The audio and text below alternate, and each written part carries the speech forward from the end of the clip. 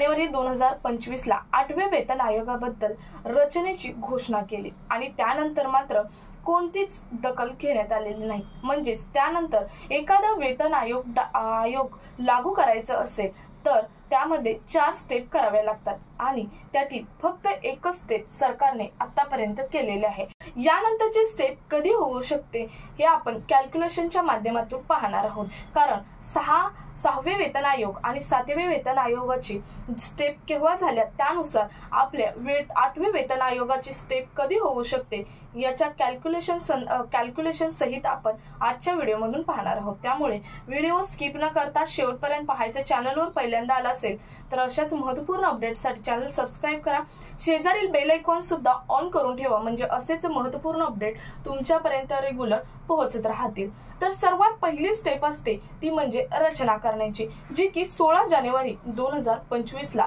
सरकारने याची घोषणा केली। त्यानंतर दुसरी स्टेप असते ती म्हणजे अध्यक्ष आणि समित्या नेमण्याची।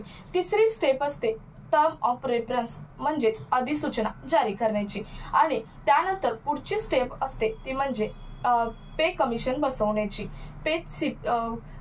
पे कमिशन CPC चे बसवण्याची ही पुढची स्टेप असते आणि त्यानंतर निर्णय होतो ही चौथी स्टेप असते आणि मग एखादा वेतन आयोग हा जारी केला जातो। पण 8व्या वेतन आयोगाबद्दल फक्त पहिली स्टेप झालेली आहे। आता आपण मागे जाऊयात आणि पाहूयात की 6वं आणि 7वं वेतन आयोग यांची पहिल्या स्टेप नंतर दुसरी स्टेप कधी झाली होती।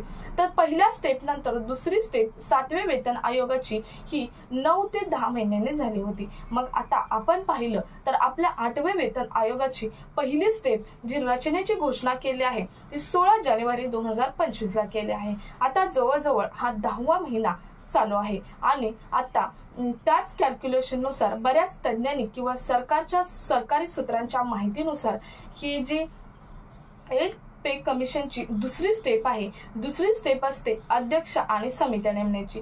ही दुसरी स्टेप ही ऑक्टोबर म्हणजेच आता सध्या ऑक्टोबर चालू आहे, ऑक्टोबरच्या शेवटच्या आठवड्यात म्हणजेच ऑक्टोबर 2025च्या शेवटच्या आठवड्यात किंवा नोव्हेंबर मध्ये पूर्ण होऊ शकते। आणि याचं सर्वात महत्त्वाचं कारण म्हणजे सरकारवर सुद्धा बरेच कर्मचारी आणि पेन्शनर्स आहेत हे वारंवार लेटर पाठवत आहेत आणि त्यामुळे सरकारवर सुद्धा दबाव आलेला आहे, कारण सरकारचे आता इलेक्शन जवळ आलेले आहेत आणि त्यामुळे थोडक्यात हा सरकारवर दबाव आहे। 50% पेक्षा जास्त लोक आहेत की जे कर्मचारी आणि पेन्शनर्स आहेत आणि त्यांना त्यांच्या मतदानाची गरज आहे आणि त्यामुळे सरकार हा निर्णय लवकरच घेणार आहे।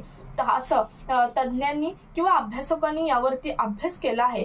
काल एक परिपत्रक सुद्धा जारी केलेला आहे आणि या परिपत्रकात सांगितलेलं आहे की ऑक्टोबर 2025च्या शेवटच्या आठवड्यात किंवा नोव्हेंबर च्या पहिल्या आठवड्यात किंवा नोव्हेंबर मध्ये कधीही 8 पे कमिशनची दुसरी स्टेप होऊ शकते। आणि सर्वात महत्त्वाचं सरकारच्या माहितीनुसार की दुसरी स्टेप झाल्यानंतर जे पेन्शनर्स आहेत त्यांची तर पेन्शन वाढणारच आहे, परंतु जे कर्मचारी आहेत त्यांच्या पगारात वाढ होणार आहे। म्हणजे 8 पे कमिशन म्हणजेच 8वं वेतन आयोगाची वाढ हे सरकार बघणार नाही, तर सरकारने सांगितलेलं आहे की समित्या आणि अध्यक्ष यांची नियुक्ती झाल्यानंतर आम्ही सरकारी कर्मचाऱ्यांच्या पगारात वाढ करणार आहे, तसेच पेन्शन धारकांच्या पेन्शन मध्ये सुद्धा वाढ करणार आहे। परंतु आता आपण पाहिलं पेन्शन धारक संदर्भात, पेन्शन जे धारक आहेत त्यांच्या संदर्भात पाहिलं तर EPFO अंतर्गत येणारी EPS 95 पेन्शनर्स आहेत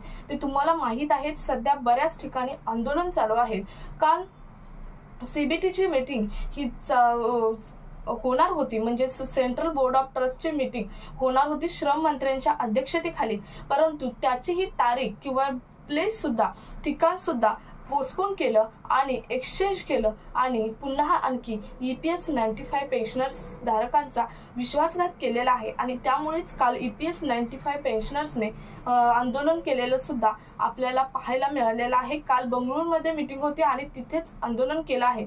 आता ती मीटिंग पोस्टपोन करून ती मीटिंग नवी दिल्लीमध्ये 13 ऑक्टोबरला म्हणजेच उद्या घेण्यात आलेले आहे। त्यामुळे कितपत पेन्शन वाढते याची सुद्धा वाट ही पाहावी लागेल। परंतु 8 पे कमिशन लागल्यानंतर पेन्शन तर वाढणारच आहे, परंतु कर्मचाऱ्यांचा पगार सुद्धा वाढणार आहे। जो फिटमेंट फॅक्टर असतो तो फिटमेंट फॅक्टर अजूनही फिक्स करण्यात आलेला नाही। बऱ्याच मीडियाच्या माध्यमातून 1.46 काही 2 पॉईंटच्या आपार सुद्धा जात आहेत, परंतु सरकारकडून अजून कोणत्याच प्रकारचा फिटमेंट फॅक्टर हा फिक्स करण्यात आलेला नाही। त्यामुळे फिटमेंट फॅक्टरवर डिपेंड असणार आहे की तुमची सॅलरी किती वाढणार आहे। त्यामुळे कोणीही असा विश्वास धरू नका की तुमची सॅलरी ही वाढणार आहे। सो तुम्ही आजच्या व्हिडिओमधून पाहिलं असेल की 8 पे कमिशन कॅल्क्युलेशन नुसार समित्या आणि अध्यक्ष स्थापन करण्याची दुसरी स्टेप आहे ते कधी होऊ शकते। त्यानंतरची पुढची स्टेप असते ते टर्म ऑफ रेफरन्स जारी करण्याची। ते लगेच त्याच्यानंतर 3 ते 4 महिन्यात ते टर्म ऑफ रेफरन्स जारी केलं जातं, परंतु त्यानंतर पुढच्या स्टेपला पुन्हा 9 आणि 10 महिन्याचा कालावधी लागतो। परंतु सध्या कर्मचाऱ्यांसाठी समित्या आणि अध्यक्ष स्थापन करण्याची स्टेप खूप महत्त्वाची आहे, कारण सरकारने सांगितलेलं आहे की समित्या आणि अध्यक्ष स्थापन झाल्यावरती आम्ही सरकारी कर्मचाऱ्यांच्या सॅलरीमध्ये वाढ करणार आहोत असे सांगितलेले आहे। त्यामुळे ही स्टेप खूप महत्त्वाची आहे, त्यासाठी आपल्याला नोव्हेंबर पर्यंत वाट पाहावी लागणार आहे।